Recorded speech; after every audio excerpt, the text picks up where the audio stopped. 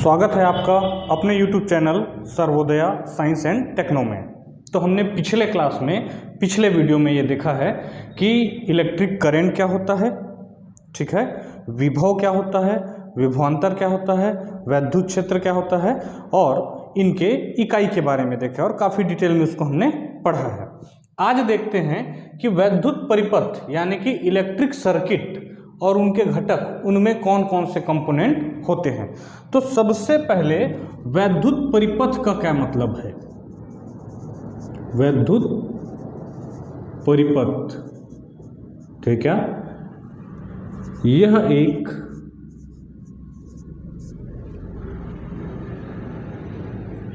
बंद पॉश, इसी को बोलते हैं लूप। बंद आकृति को हम पॉश या लूप बोलते हैं, पॉश या लूप कहते हैं बंद आकृति को। तो यह एक बंद पॉश या लूप है जिसमें धारा प्रवाह होता है, जिसमें धारा प्रवाह होता है। अब इनके घटक कौन कौन से हो सकते हैं, घटक और उनके चिन्ह कौन कौन से हो सकते हैं।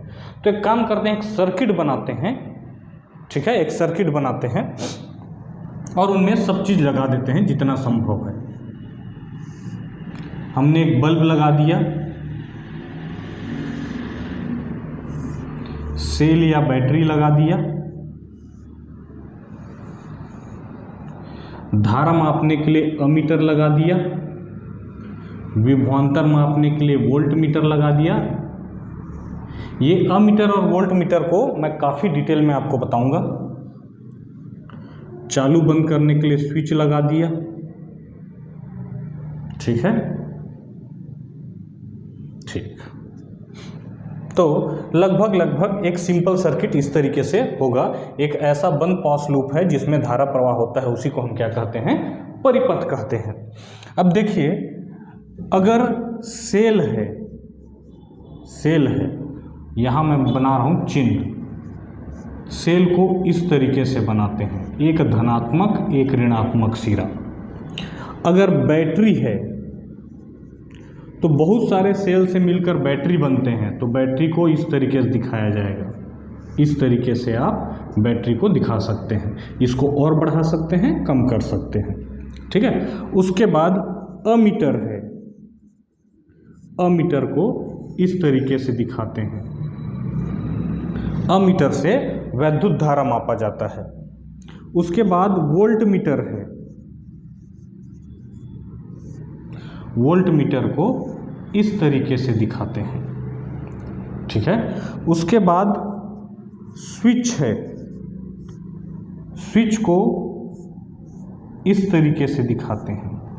अगर चालू है तो ऐसे दिखाएंगे और बंद है तो ऐसे दिखाएंगे। इस कंडीशन में धारा प्रवाह होगा, इस कंडीशन में धारा प्रवाह नहीं होगा, ठीक है। इसी को ये क्या बोल रहे हैं, स्विच चालू है और स्विच बंद है।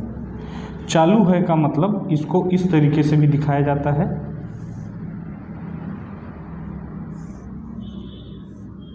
कि इस तरीके से ये जुड़ा हुआ है और इसको इस तरीके से दिखा देगा अगर, तो स्विच बंद है, ठीक है। मतलब इस कंडीशन में धारा प्रवाह होगा, इस कंडीशन में धारा प्रवाह नहीं होगा। अगर यहाँ धारा प्रवाह करना है ऐसे करना पड़ेगा। उसके बाद प्रतिरोध के बारे में आगे पढ़ाऊंगा। प्रतिरोध को इस तरीके से दिखाया जाता है और एक होता है परिवर्ती प्रतिरोध, उसको इस तरीके से दिखाया जाता है। परिवर्ती प्रतिरोध का मतलब उसी प्रतिरोध में बटन घुमा घुमा के उसको अलग अलग मान का सेट किया जा सकता है। जैसे 2 ओम का प्रतिरोध है, घुमा दो वही 4 ओम का बन गया, फिर घुमा दो वही 6 ओम का। ये प्रतिरोध फिक्स है, लेकिन ये प्रतिरोध को आप बटन घुमा घुमा के इसका मात्रा को कम ज़्यादा कर सकते हैं। ठीक है। बल्ब का साइन है वो सेल हो गया, बैटरी हो गया, अमीटर, वोल्ट मीटर, स्विच, प्रतिरोध, परिवर्ती प्रतिरोध। तो लगभग ये सब घटक हैं किसके, किसी भी वैद्युत परिपथ के। ठीक है, ये क्या हो गया आपका बैटरी, अमीटर, वोल्ट मीटर, ये हो गया स्विच। देखिए अब बात है प्रतिरोध का क्या मतलब है, तो इसको डिटेल में हम पढ़ेंगे, लेकिन ध्यान रखिए प्रतिरोध का मतलब है किसी भी इलेक्ट्रॉनिक युक्ति को हम प्रतिरोध से प्रदर्शित कर सकते हैं। चाहे बल्ब हो उसके जगह हम प्रतिरोध बना सकते हैं, एसी हो उसके जगह प्रतिरोध बना सकते हैं, ट्यूबलाइट हो उसके जगह प्रतिरोध बना सकते हैं, इलेक्ट्रिक आयरन हो उसके जगह प्रतिरोध बना सकते हैं, फ्रिज हो उसके जगह प्रतिरोध बना सकते हैं। जितने भी वैद्युत उपकरण हैं उन सब के जगह हम सर्किट में वैद्युत उपकरण ना बना के उसको प्रतिरोध से दिखा देते हैं। जितना उस मशीन का उपकरण का प्रतिरोध है उसी को बस लिख देंगे। तो जब भी आपको किसी सर्किट में बहुत सारे प्रतिरोध दिखाए तो समझ जाना ये सब वैद्युत उपकरण हैं। ठीक है, वैद्युत उपकरणों को हम वैद्युत परिपथ में प्रतिरोध से दिखा देते हैं, प्रदर्शित कर देते हैं। तो ये सारे कंपोनेंट हैं किसके, वैद्युत परिपथ के। हो सकता है एग्जाम में आपका सिंगल मार्क में ये पूछ दे कि इनके चिन्ह बनाइए। इसके अलावा छूट मूट और है, उसको और बता देता हूं मैं। अब बल्ब का तो आप देख ही लिए, बल्ब को ऐसे बना दीजिए। ठीक है, उसके अलावा संधि तार है, संधि तार। अगर एक जगह पर दो या दो से ज़्यादा तार मिल रहे हैं तो उसको संधि तार कहते हैं। तो ये देखिए इस जगह पर संधि तार है, यहाँ पर 3 तार मिल रहे हैं तो इसको क्या कहेंगे, संधि तार कहेंगे। ठीक है, और इसमें क्या हो सकता है, देखिए संधि तार हो गया, बंद स्विच हो गया, volt meter, ammeter, battery, cell. हाँ, एक चीज़ और ध्यान रखेंगे, अमीटर को सीरीज में लगाया जाता है और वोल्ट मीटर को समांतर में लगाया जाता है। अब सीरीज और पैरेलल अभी आप नहीं पढ़े हैं तो सीरीज पैरेलल वाला कॉम्बिनेशन जो रहेगा उसी के आखिरी में मैं अमीटर और वोल्ट मीटर को आपको डिटेल में बताऊंगा। ठीक है, उसी के अंत में मैं आपको अमीटर और वोल्ट मीटर को डिटेल में बताऊंगा। ठीक है, तो ये है घटक किसके, सारे के सारे वैद्युत परिपथ के। एक बार देख लेते हैं टेक्स्ट बुक में कुछ और अलग होगा तो।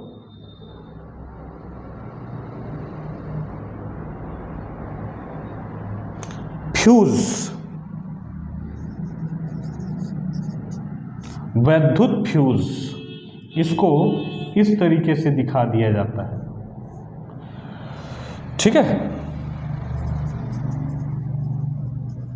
वैद्युत फ्यूज इस तरीके से दिखा। अब वैद्युत फ्यूज क्या होता है, जो गांव में पुराने घर बने होंगे उसमें इस तरीके का चीनी मिट्टी का होता था।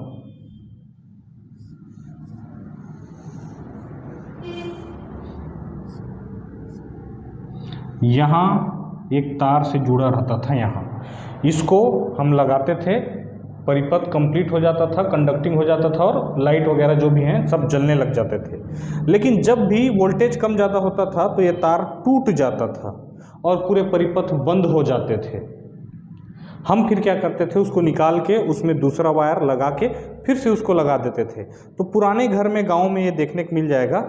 आज के डेट में इस वैद्युत फ्यूज, ये चीनी मिट्टी बना होता था, आप देखे होंगे, पक्का देखे होंगे, जो गांव के हैं वो पक्का देखे होंगे, चीनी मिट्टी बना होता था आपके बोर्ड में, उसको निकालते थे, अगर वो टूट गया है तो घर के लाइट बंद हो जाते थे, फिर उसको लगा देते थे तार बदल के। तो वोल्टेज कम ज़्यादा होता था तो ये टूट जाता था और घर के बाकी उपकरण को बचा लेता था खराब होने से। नहीं तो क्या हो जाता, ये नहीं टूटता तो दूसरा तार जल जाता। तो इसको पतला लगाया जाता है, पतला, ताकि अगर गर्म होकर टूटे तो सबसे पहले यही टूटे और बाकी चीज़ को बचा ले वोल्टेज बढ़ने पर। ठीक है, तो इसके जगह आज के डेट में क्या एमसीबी ने जगह ले लिया है। अब सब आप क्या करते हैं, ऊपर करते हैं, चालू हो जाता है, अगर करंट ज़्यादा हो गया तो अपने आप नीचे हो जाता है। तो उसका जगह कौन ले लिया है, एमसीबी ने ले लिया है आज के डेट में। लेकिन आपके सिलेबस में एमसीबी नहीं है, आपको पढ़ना यही सिंपल सर्किट ही है, जिसको हम क्या बोल रहे हैं, वैद्युत फ्यूज बोल रहे हैं, उसको इस तरीके से दिखा रहे हैं। तो ये आपके घटक हैं किसके, वैद्युत परिपथ के। ठीक है, एक बार स्क्रीनशॉट ले लीजिए।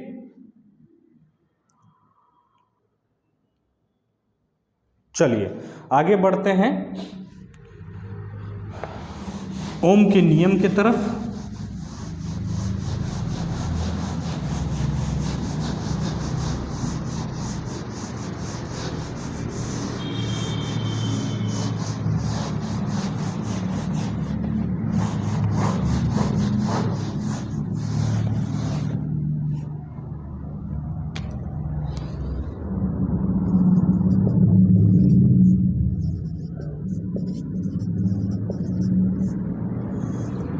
ओम का नियम देखिए, ओम ने क्या बोला था,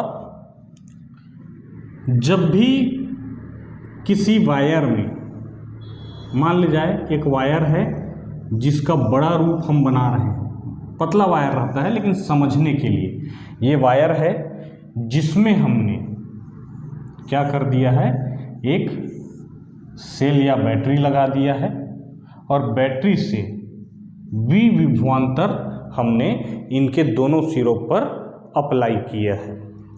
ठीक है, विभवांतर इसको अप्लाई किया है। अब क्या होगा सुनिए।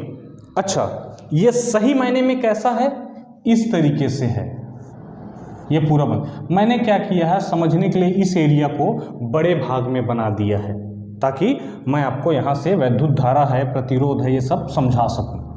ठीक है, तो ये हो पूरा में रहा है लेकिन एक छोटे भाग को मैंने बड़े रूप से बनाया ताकि इसको मैं आपको समझा सकूं। देखिए, सबसे पहले तो सुचालक और कुचालक समझिए। क्या होता है कि जिस तार में, जिस भी पदार्थ में धारा प्रवाह हो सकता है उसको हम सुचालक कहते हैं और जिसमें धारा प्रवाह नहीं हो सकता है उसको हम कुचालक कहते हैं। जैसे कि मुख्यतः धातुएं चालक होती है यानी कि सुचालक होती है, और जैसे कि ये पेन है, ये अधातु है, ये कुचालक है। मुख्यतः अधातुएं कुचालक होती है, हमेशा नहीं, सब में कुछ ना कुछ अपवाद रहता है लेकिन समझने के लिए समझिए। तो धातु में ऐसा क्या है कि उसमें धारा प्रवाह हो सकता है और अधातु में ऐसा क्या है कि उसमें धारा प्रवाह नहीं हो सकता है। धातुओं में क्या होता है कि जैसे मैं आपको बताया कि हर पदार्थ छोटे छोटे एटम से, परमाणु से बने हुए हैं। उस परमाणु के अंदर नाभि है, नाभि के चारों तरफ कक्षा है, कक्षा में इलेक्ट्रॉन प्रवाह, इलेक्ट्रॉन घूम रहा है उस कक्षा में। तो आपको और बताया था कि जो मुख्यतः धातुएं हैं उसके आखिरी वाले सेल में 1, 2 या 3 इलेक्ट्रॉन होते हैं और इनकी प्रवृत्ति इलेक्ट्रॉन दान करने की होती है, जबकि अधातुओं के आखिरी वाले सेल में 5, 6 या 7 इलेक्ट्रॉन होते हैं। तो इनकी प्रवृत्ति मुख्यतः 1, 2 या 3 इलेक्ट्रॉन बाहर से ग्रहण करने की होती है। तो क्या होता है कि धातु के आखिरी वाले सेल में 1, 2 या 3 इलेक्ट्रॉन हैं।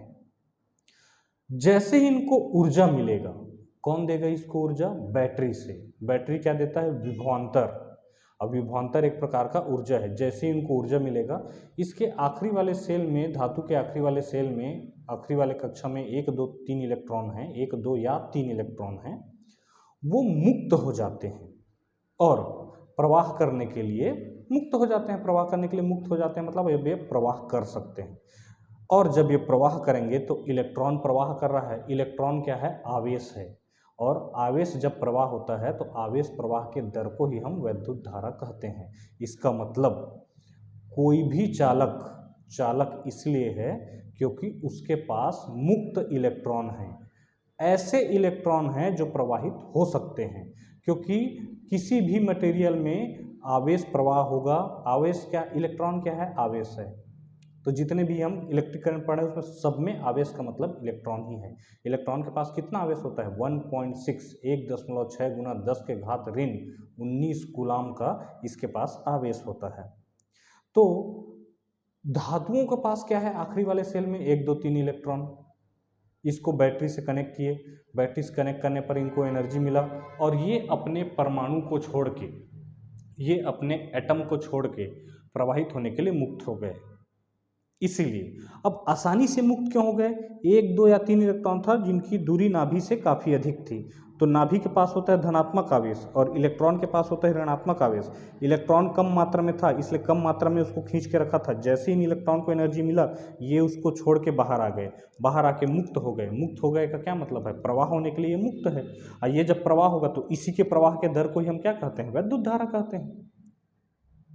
तो सर अधातु जो है उसमें प्रवाह क्यों नहीं होता, अधातु के आखिरी वाले सेल में 5, 6 या 7 इलेक्ट्रॉन होते हैं जो कि काफ़ी ज़्यादा मात्रा का इलेक्ट्रॉन है, और ये नाभि से काफ़ी मात्रा में बंधे होते हैं। तो इनकी प्रवृत्ति इलेक्ट्रॉन देने की नहीं, इलेक्ट्रॉन लेने की है। तो कितना भी ऊर्जा दे लो ये इलेक्ट्रॉन देने वाला नहीं है। इलेक्ट्रॉन देने वाला नहीं है मतलब मुक्त इलेक्ट्रॉन नहीं है। मुक्त इलेक्ट्रॉन नहीं है तो प्रवाहित कौन होगा। जब प्रवाह होने के लिए आवेश ही नहीं है तो आवेश प्रवाह के दर को करंट बोलते हैं। आवेश प्रवाह का दर ही नहीं है, आवेश ही नहीं है तो प्रवाह कहाँ से होगा। इसका मतलब मुख्यतः अधातु में क्या होती है, कुचालक होती है। अब आपको बोला जाए कि हम चालक किसको कहते हैं, तो चालक का क्या मतलब हो गया। ओम के नियम से पहले बेसिक चीज हम पढ़ लेते हैं। चालक क्या हुआ, वे पदार्थ जिनमें मुक्त इलेक्ट्रॉन होते हैं,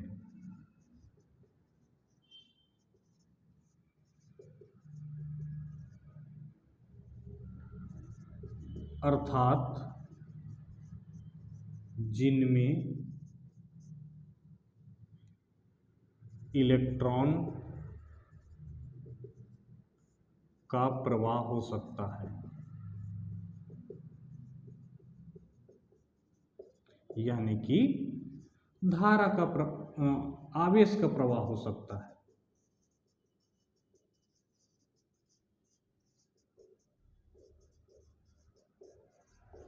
और इसी आवेश प्रवाह के दर को हम क्या कहते हैं, वैद्युत धारा।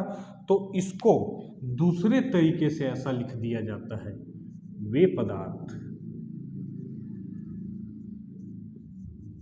जिनमें धारा प्रवाह हो सकता है,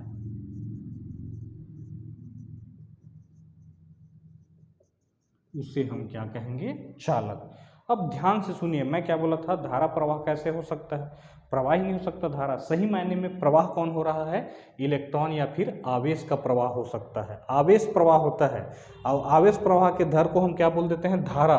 तो जिसको हम बोल रहे हैं वे पदार्थ जिसमें धारा प्रवाह हो सकते हैं, सही मायनों में प्रवाह जो होता है वो धारा प्रवाह जरूर हम बोलते हैं, लेकिन सही मायने में प्रवाह किसका होता है, आवेश का होता है। और आवेश प्रवाह के दर के नाम को हम धारा कहते हैं। ठीक है, तो ऐसा भी लिखेंगे तो गलत नहीं होगा। अब कोई ये पूछ दे कि वे पदार्थ जिसमें धारा प्रवाह हो सकता है, तो ऐसा क्या है कि धारा प्रवाह हो सकता है, तब आपको बोलना पड़ेगा जिनके पास मुक्त इलेक्ट्रॉन है वे चालक हैं। क्योंकि मुक्त इलेक्ट्रॉन है तो उनके पास ऐसे आवेश हैं जो प्रवाह हो सकते हैं, इसका मतलब वैद्युत धारा का मान आएगा वहां। ठीक है, और कुचालक का क्या मतलब हुआ, वे पदार्थ जिनमें मुक्त इलेक्ट्रॉन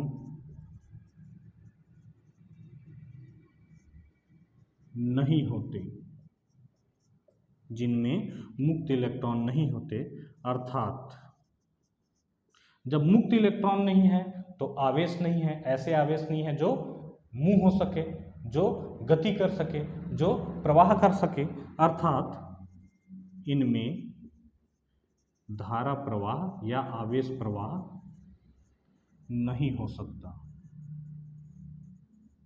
उन्हें सब क्या कहेंगे, कुचालक कहेंगे। चलिए अब देखिए, अब ये मान लेते हैं कि ये जो हम ले रहे हैं ये चालक है भाई, इसमें क्या प्रवाह हो सकता है, आवेश प्रवाह हो सकता है। तो ऑब्वियस सी बात है धातु बने होगा। धातु का मैं एक बना देता हूँ, ये नाभि है, इसके चारों तरफ कक्षा है जिसके पास इलेक्ट्रॉन है।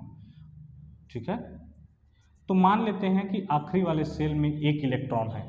जैसे ही इसने विभवांतर, ऐसे बहुत सारे परमाणु से बने होंगे, ऐसे अनंत परमाणु यहाँ होंगे। अब सभी परमाणु एक एक इलेक्ट्रॉन भी दे दे, भयंकर सारे इलेक्ट्रॉन हो जाएंगे। तो इसके पास मुक्त इलेक्ट्रॉन है, इसके पास मुक्त इलेक्ट्रॉन है। अब जैसे ही आपने विभवांतर दिया तो ये इलेक्ट्रॉन के पास खुद के पास ऋणात्मक आवेश होता है, तो ये धनात्मक सिरे के तरफ आकर्षित होंगे और इलेक्ट्रॉन इस दिशा में गति करना चालू होगा। इलेक्ट्रॉन इस दिशा में गति करना चालू होगा। अब इलेक्ट्रॉन जब इस दिशा, मान लेते हैं कि ये चालक की लंबाई को L मान लिए हैं। अब इलेक्ट्रॉन जब इस दिशा में, क्यों इलेक्ट्रॉन, क्योंकि इधर मिला है ऋणात्मक, ये खुद ऋणात्मक का है तो इसको तो ये क्या करेगा, प्रतिकर्षित करेगा, जबकि धनात्मक सिरा इसको आकर्षित करेगा।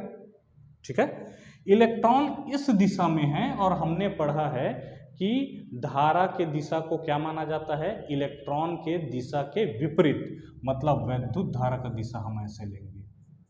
इलेक्ट्रॉन यानी कि इलेक्ट्रॉन जो है ऋणात्मक से धनात्मक की ओर और धारा जो है धनात्मक सिरे से ऋणात्मक की ओर लिया जाता है दिशा। तो हमने क्या पढ़े हैं कि वैद्युत धारा का दिशा इलेक्ट्रॉन के गति के विपरीत दिशा में लिया जाता है। ये है आपका एक्चुअल वैद्युत धारा, ये है आवेश जो इलेक्ट्रॉन है, इसके प्रवाह के दर को वैद्युत धारा नाम दिया गया है। इसका मतलब वास्तविक में जिसको हम कहते हैं कि प्रवाह धारा हो रहा है, सही मायने में प्रवाह आवेश का होता है। इसलिए मैं आपको बोला था कि धारा प्रवाह जरूर बोल रहे हैं, लेकिन धारा जो है अदिश राशि है, इसका कोई भी दिशा नहीं होता। ये जो प्रदर्शित दिशा है ये केवल इसके गुणों को, इसके चुंबकीय गुणों को आगे हम पढ़ेंगे उसके लिए माना गया है, सही मायने में इसका कोई भी दिशा नहीं होता है। ठीक है, तो चालक क्या होता है समझ गए आप, कुचालक क्या होता है ये समझ गए। चालक, चालक क्यों है, मुक्त इलेक्ट्रॉन के वजह से। जिनके पास मुक्त इलेक्ट्रॉन नहीं है वो कुचालक है। मुक्त इलेक्ट्रॉन नहीं है तो आवेश प्रवाह नहीं हो सकता, आवेश प्रवाह नहीं हो सकता तो धारा प्रवाह नहीं हो सकता। ठीक है, ये है आपका मेन। अब इसके बेसिस पर हम पढ़ेंगे ओम का नियम। ठीक है, चलिए स्क्रीनशॉट ले लीजिए, बढ़ते हैं आगे।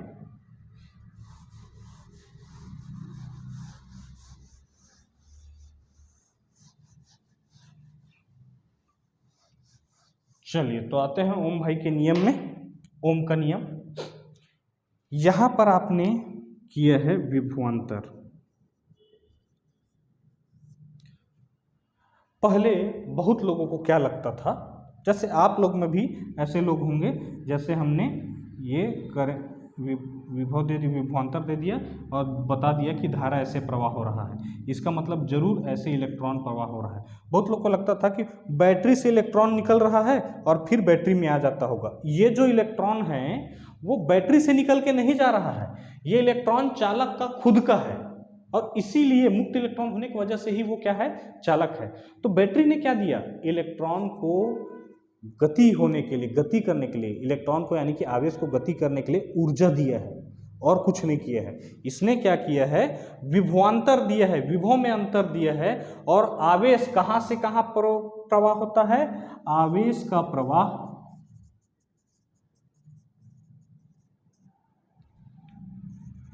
कम विभव से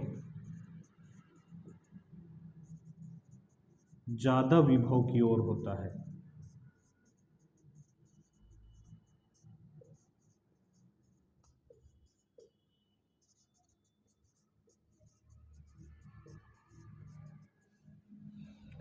ठीक है, या इलेक्ट्रॉन का प्रवाह कम विभव से ज्यादा विभव की ओर होता है। ऋणात्मक कम है, धनात्मक ज्यादा है, तो कम से ज्यादा की ओर किसका प्रवाह हुआ है, इलेक्ट्रॉन का।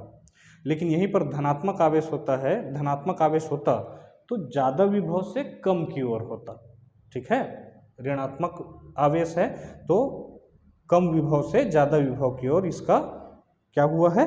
तो यहां पर आवेश नहीं लिखते, इलेक्ट्रॉन लिख लेते हैं। इलेक्ट्रॉन यानी कि ऋणात्मक आवेश, ऋणात्मक का कहाँ से, कम विभव से ज्यादा विभव। धनात्मक होता है यहाँ पर प्रोटॉन होता या फिर कोई भी धनात्मक आवेश होता। चूंकि मैं इलेक्ट्रॉन पर बेस्ड इसलिए बता रहा हूँ कि आप जो पढ़ने वाले हैं वो केवल इलेक्ट्रॉन के प्रवाह को पढ़ने वाले हैं। तो इलेक्ट्रॉन का प्रवाह कम विभव से ज्यादा विभव, कम विभव है ऋणात्मक, ज्यादा विभव है धनात्मक, तो कम से ज्यादा की ओर। लेकिन जो धारा का दिशा है वो ज्यादा विभव से कम की ओर होगा, क्योंकि इसका विपरीत होता है। तो ध्यान रखिए, ऐसा नहीं है कि बैटरी के पास बहुत सारे इलेक्ट्रॉन है और इलेक्ट्रॉन निकल के जा रहा है और वापस बैटरी में आ जाएगा, ऐसा कुछ भी नहीं है। बैटरी ने क्या दिया है, बैटरी या सेल ने क्या दिया है, विभव में अंतर दिया है। जैसे जैसे ताप जो है, ऊष्मा जो है अधिक ताप से कम ताप की ओर बढ़ता है, मतलब ताप में अंतर होता है तब ऊष्मा का प्रवाह होता है। मान ले जाए एक पाइप है जिसमें इधर पानी है इधर पानी है, पाइप को ऐसे करूँगा तो पानी का प्रवाह इधर होगा, तो पानी के प्रवाह के लिए पाइप में ऊंचाई का अंतर चाहिए, वैसे ही आवेश के प्रवाह के लिए विभव में अंतर चाहिए, जिसे हम विभवांतर कहते हैं। तो विभव में अंतर देंगे तो इलेक्ट्रॉन मजबूर हो जाएगा, तो इसने क्या दिया, केवल विभव में अंतर दिया ताकि इलेक्ट्रॉन मजबूर हो जाए गति करने के लिए। तो एक तरीके से आप कह सकते हैं कि बैटरी ने केवल इसको ऊर्जा दिया है ताकि ये गति करे। ठीक है, अब इसको और डिटेल में जब आप समझेंगे तब क्या होगा। ये सारे इलेक्ट्रॉन कहां से आए हैं, तार किससे बना है, बहुत सारे परमाणु से। उन परमाणु के आखिरी वाले सेल में 1, 2 या 3 इलेक्ट्रॉन रहे होंगे, क्योंकि ये चालक है, चालक मुख्यतः धातुएं हैं, धातु के आखिरी वाले सेल में 1, 2 या 3 इलेक्ट्रॉन होते हैं, ये वहां से निकल गए हैं। अब मान ले जाए कोई एक एटम है, कोई एटम है मान लेते हैं, ये नाभि, चारों तरफ उसके इलेक्ट्रॉन ऐसे घूम रहे हैं। अब इसमें से ये वाला इलेक्ट्रॉन बाहर आ गया और मुक्त हो गया, उन्हीं में से एक इलेक्ट्रॉन ये है। तो ये जो एटम है, ये जो परमाणु है, इसमें से एक इलेक्ट्रॉन बाहर आ गया तो ये इस पर तो ऋणात्मक चार्ज है, तो इस पर धनात्मक चार्ज आ जाएगा। समझ रहे हैं क्या, इसमें बहुत सारे आयन हैं, क्योंकि जब भी परमाणु से इलेक्ट्रॉन बाहर आ जाता है या इलेक्ट्रॉन एक्सेप्ट करता है और तब परमाणु पे क्या आ जाता है, आवेश आ जाता है, और आवेशित परमाणु को हम परमाणु नहीं कहते, आयन कहते हैं।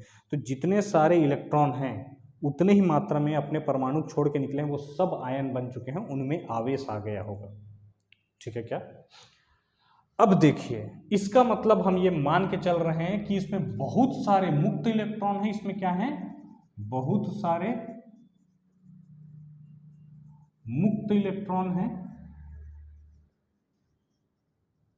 और मुक्त इलेक्ट्रॉन क्या कर सकते हैं, प्रवाह कर सकते हैं। ये सारे मुक्त इलेक्ट्रॉन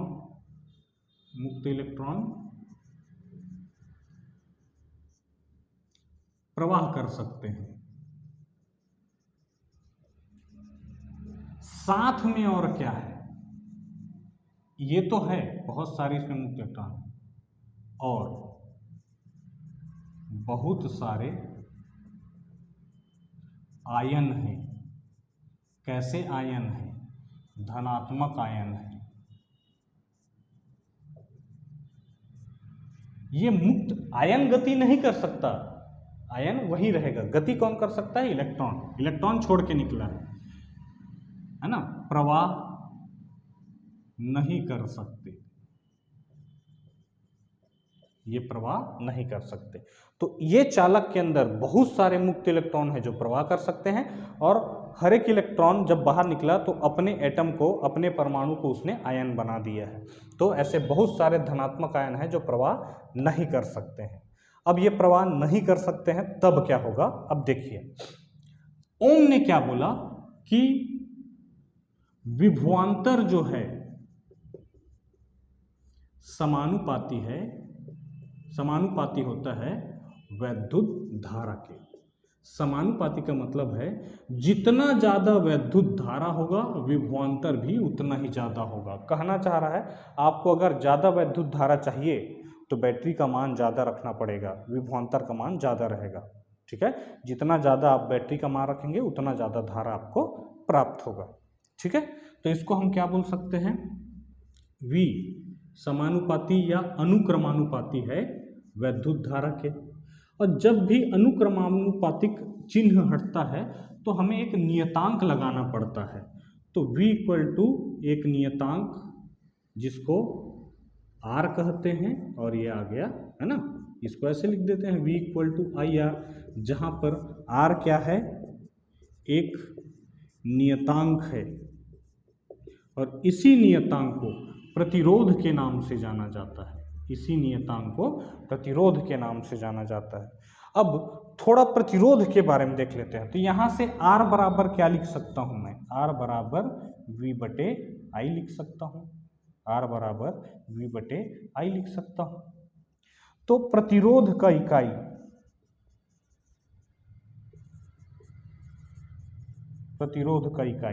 R बराबर V विभवांतर है जिसका इकाई होता है वोल्ट, और I धारा है जिसका होता है एम्पियर। तो ये क्या हो गया, वोल्ट पर एम्पियर, वोल्ट प्रति एकांक एम्पियर, और वोल्ट बटे एम्पियर को बोला जाता है ओम, जिसको हम इस तरीके से इसका सिंबल होता है। तो R का इकाई हो गया ओम, R का इकाई हो गया ओम। अब देखिए R है V/I, तो कभी प्रतिरोध होता क्या है या प्रतिरोध को किस तरीके से दिखाते हैं, ये क्या बोल रहा है कि आप डायरेक्ट ऐसा भी लिखेंगे कि विभवांतर प्रति एकांक धारा, वैद्युत धारा को प्रतिरोध कहते हैं, तो भी सही है। आप यहां से क्या लिख सकते हैं, विभवांतर प्रति एकांक वैद्युत धारा, ऐसा इसको लिखेंगे तो भी ये सही है। लेकिन सही मायने में प्रतिरोध क्या होता है देखिए, प्रतिरोध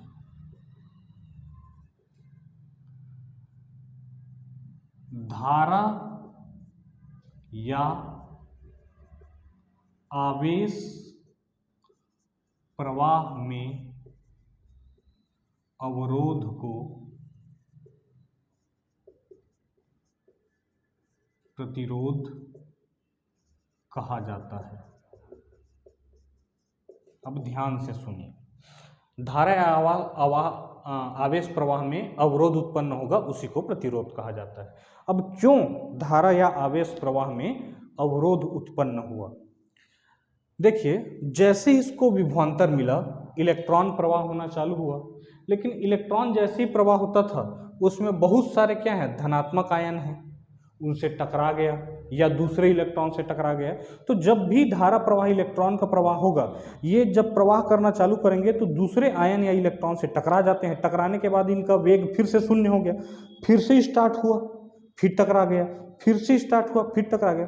तो इनके प्रवाह के दौरान काफी मात्रा में संघट हुआ है, टकराव हुआ है, जिसके वजह से इसके प्रवाह में अवरोध उत्पन्न हुआ है। इसी अवरोध को हम क्या कहते हैं, प्रतिरोध कहते हैं। क्या लिखेंगे सुनिए, बोलेगा प्रतिरोध का कारक, क्यों प्रतिरोध उत्पन्न हुआ। प्रतिरोध क्या है ये तो समझ गए, क्यों प्रतिरोध उत्पन्न हो गया। जब भी इलेक्ट्रॉन प्रवाह होता है वो दूसरे इलेक्ट्रॉन और आयन से बार बार कोलिजन होता है, संघट होता है, बार बार टकराता है, जिसके वजह से उसके प्रवाह में अवरोध उत्पन्न होता है। इसी को हम क्या कहते हैं, प्रतिरोध कहते हैं। प्रवाह के दौरान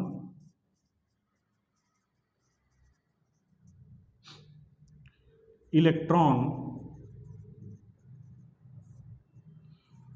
दूसरे इलेक्ट्रॉन और आयन के साथ टकराते हैं, जिससे उनके प्रवाह में अवरोध उत्पन्न होता है,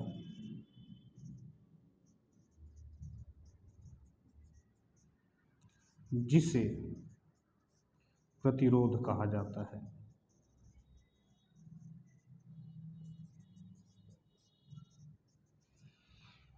ठीक है, देखिए जब भी प्रवाह के दौरान इलेक्ट्रॉन दूसरे इलेक्ट्रॉन और आयन के साथ क्या होते हैं, टकराते हैं, जिसके कारण बार बार उनके प्रवाह में अवरोध उत्पन्न होता है, उसे ही क्या कहा जाता है, प्रतिरोध। तो जब आपको पूछा जाएगा कि प्रतिरोध का कारण क्या है या कारक क्या है, तो ये लिखेंगे।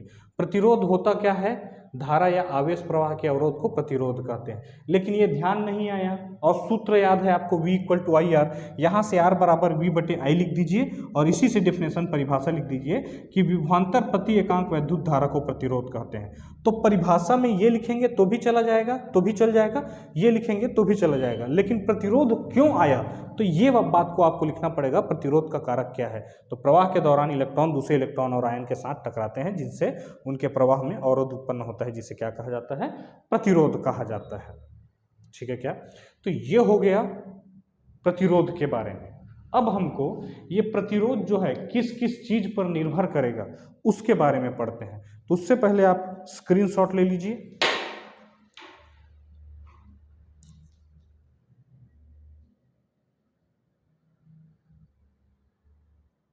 चलिए पढ़ते हैं और देखते हैं कि किन किन चीजों पर ये निर्भर करता है।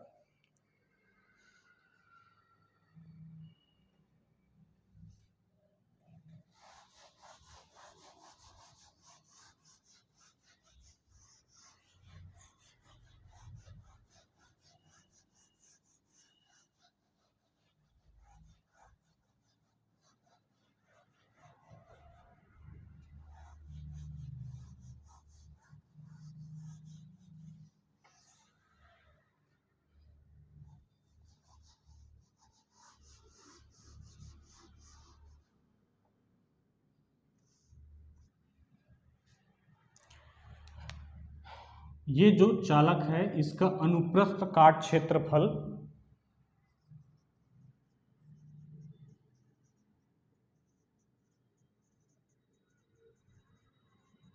हम ले लिए हैं a के बराबर और इसकी लंबाई लिए हैं l के बराबर। देखिए ये तार है, तो ये जो क्षेत्रफल आपको दिखेगा वो है अनुप्रस्थ काट क्षेत्रफल, क्रॉस सेक्शनल एरिया। ठीक है, ये ऐसे तार है तो ये क्षेत्र है अनुप्रस्थ काट क्षेत्रफल और ये है उसकी लंबाई। ठीक है, तब क्या होता है,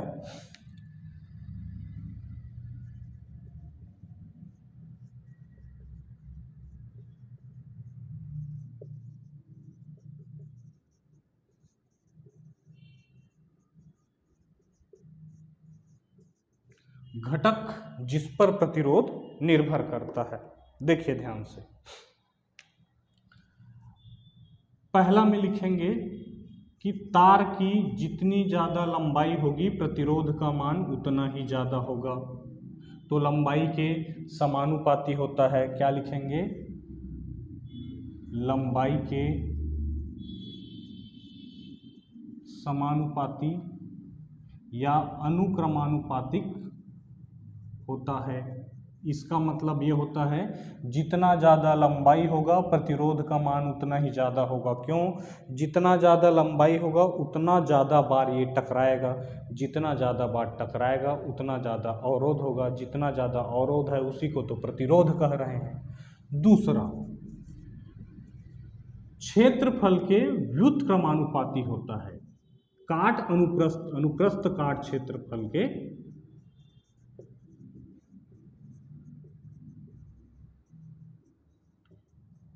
व्युत्क्रमानुपाती होता है। इसका मतलब इनवर्सली प्रोपोर्शनल है।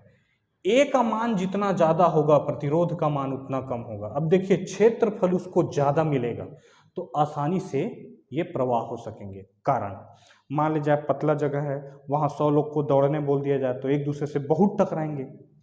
ठीक है, लेकिन जगह काफ़ी चौड़ा कर दिया जाए, अब 100 लोग को दौड़ने बोला जाए तो एक दूसरे से टकराने के चांसेस कम हो जाएंगे। इसका मतलब अगर क्षेत्रफल ज़्यादा मिलेगा तो कम टकराएंगे, कम टकराएंगे तो कम अवरोध होगा, कम अवरोध होगा तो कम प्रतिरोध होगा।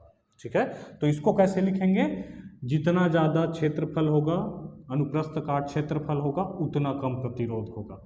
अब हमने दोनों को मिला दिया तो R को कैसे लिख दिए, L/A। इसके डायरेक्टली प्रोपोर्शनल, इसके इनवर्सली प्रोपोर्शनल, अनुक्रमानुपातिक, व्युत्क्रमानुपातिक। और जब भी हम समानुपातिक चिन्ह को हटाते हैं एक नियतांक आता है, कांस्टेंट आता है। तो इस बार जो नियतांक आता है उसको बोला जाता है रो। क्या बोला जाता है, रो।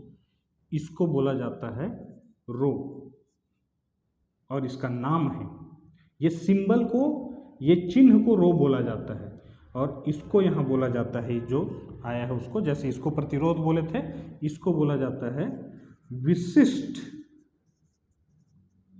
प्रतिरोध। विशिष्ट प्रतिरोध या प्रतिरोधकता, या प्रतिरोधकता। तो अब प्रतिरोधकता के साथ थोड़ा खेल लेते हैं। देखिए, रो बराबर क्या लिखूंगा, इसको इधर RA/L। रो बराबर क्या लिख दिया, ए को इधर भेज दिया, एल नीचे आ गया, तो रो किसके बराबर, RA/L। तो इकाई देख लिया, इकाई, रो का इकाई, आर का इकाई ओम, ए का इकाई मीटर वर्ग, एल का इकाई मीटर, 1 मीटर से 1 मीटर खत्म, ओम मीटर इसका इकाई आ गया। रो का इकाई क्या आ गया, ओम मीटर। ओम मीटर इसका इकाई आ गया। ठीक है। अब परिभाषा, विशिष्ट प्रतिरोध या प्रतिरोधकता का परिभाषा। तो परिभाषा देखिए,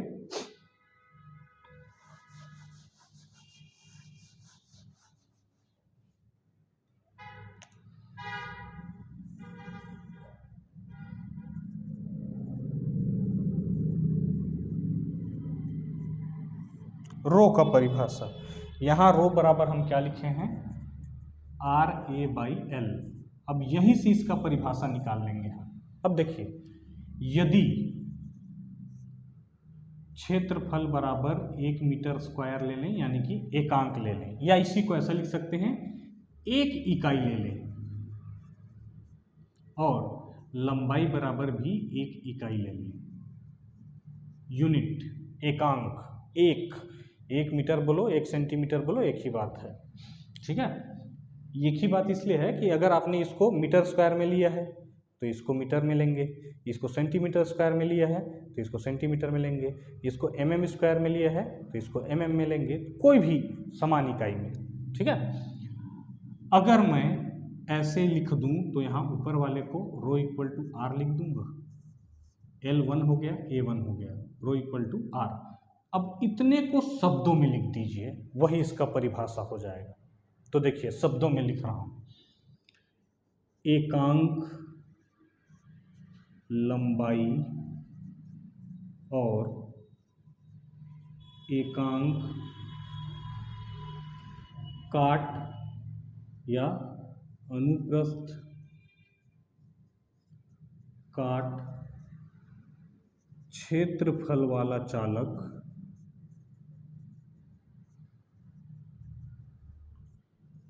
जितना प्रतिरोध प्रदर्शित करता है, उसे उस पदार्थ का विशिष्ट प्रतिरोध या प्रतिरोधकता कहते हैं। ठीक है। एकांक लंबाई और एकांक अनुप्रस्थ काट क्षेत्रफल वाला चालक जितना प्रतिरोध प्रदर्शित करता है, उसे उस पदार्थ का विशेष प्रतिरोध या प्रतिरोधकता कहते हैं। देखिए, एकांक लंबाई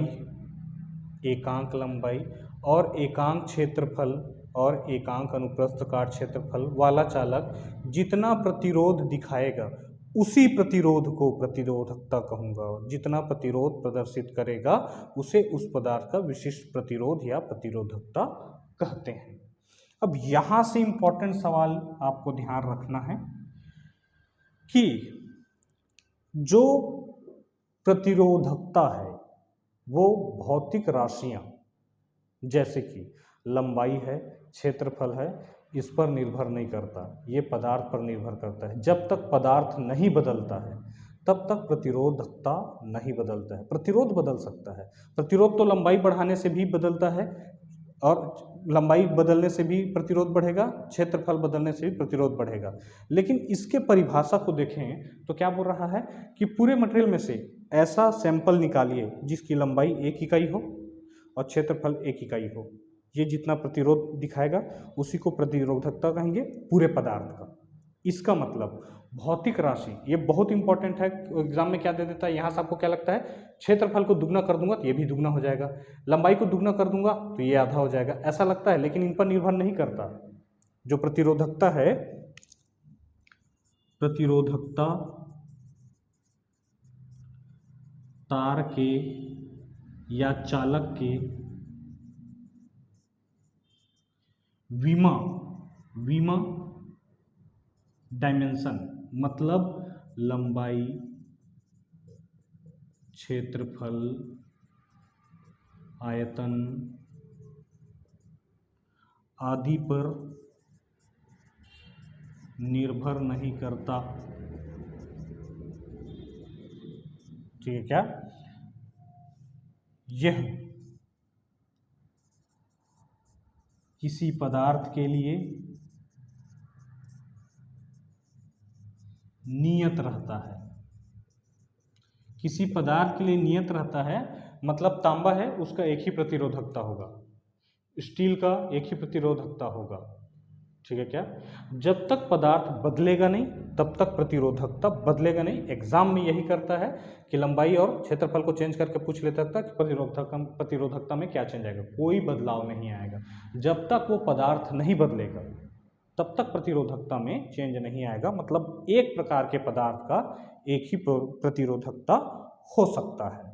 ठीक है, तो जब तक पदार्थ का लंबाई, चौड़ाई, शेप, साइज बदल देने से प्रतिरोधकता में कोई अंतर नहीं आएगा। तांबा है तो तांबा ही है, तांबा का एक ही प्रतिरोधकता होगा। ठीक है, तो ये पूरा हो गया किसके बारे में, प्रतिरोध और प्रतिरोधकता।